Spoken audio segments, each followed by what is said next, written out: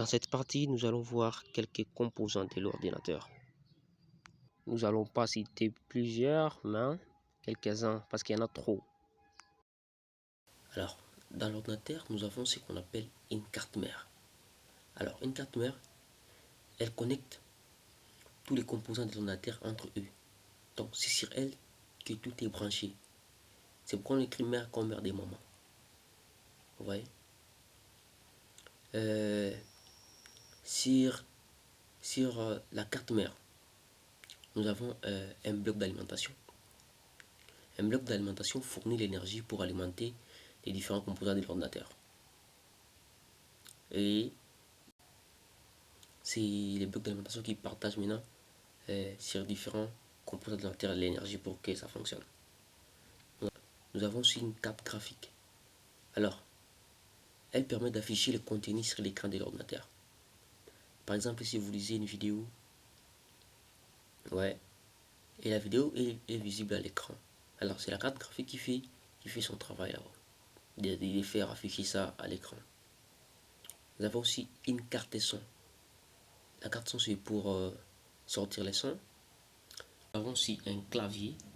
Le clavier nous permet de chatter. Chatter veut dire juste de faire la saisie.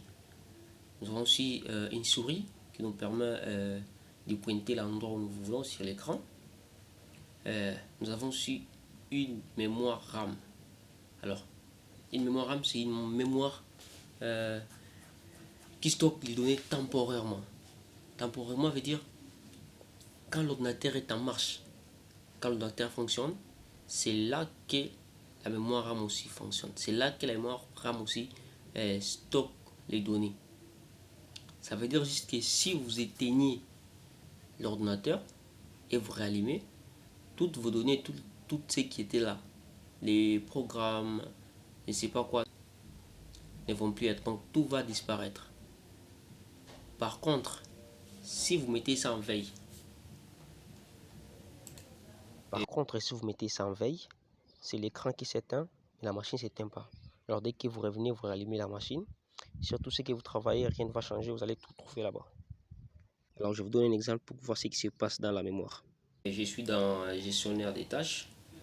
Là, sur la partie réseau, on a 0% parce que on n'est pas connecté. Ça veut dire que le réseau ne fonctionne pas. Ça veut dire si tu as les datas ne vont nulle part. Alors je vais essayer de me connecter. Voilà. On attend encore. Voilà, je suis connecté. Alors vous verrez que sur la partie réseau, là où il y a 0%, ça va changer. Ça va changer pourquoi? Parce que je serai connecté. Alors je YouTube, vous voyez déjà là c'est 1%. Ouais. Donc ça va varier. Ça va commencer à varier. Là, la mémoire RAM aussi augmente. Ça veut dire,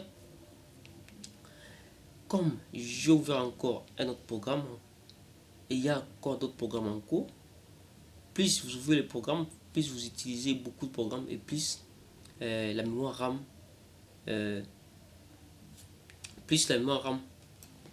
augmente la pourcentage. Ouais, c'est un peu ça. Vous voyez sur la partie réseau, il y a 0%.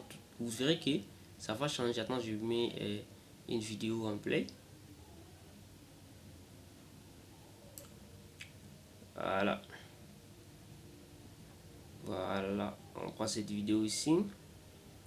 Fabrica se déplique. Vous voyez, la partie réseau là, on est à 5%. Et mémoire RAM, on avait 70 quelques, maintenant on a 84%. C'est un peu ça ce qui se passe quand vous utilisez l'ordinateur. C'est ce qui se passe réellement dans la mémoire RAM. Et vous verrez quand vous utilisez beaucoup de programmes, quand vous ouvrez beaucoup de programmes, la machine devient lente. Pourquoi? Parce que si la mémoire RAM a une petite capacité, elle ne va pas supporter. Là, il faudrait redémarrer la machine. C'est un peu ça ce que je vais vous parler sur la mémoire RAM. Nous avons aussi un ventilateur. Son rôle est d'évacuer la chaleur et refroidir l'ordinateur. Parce que les composants électroniques n'aiment pas la chaleur. Alors, c'est pourquoi il y a un ventilateur là pour évacuer la chaleur et refroidir l'ordinateur. Pour que ça chauffe pas. Parce que quand les processeurs fonctionnent, ça chauffe trop.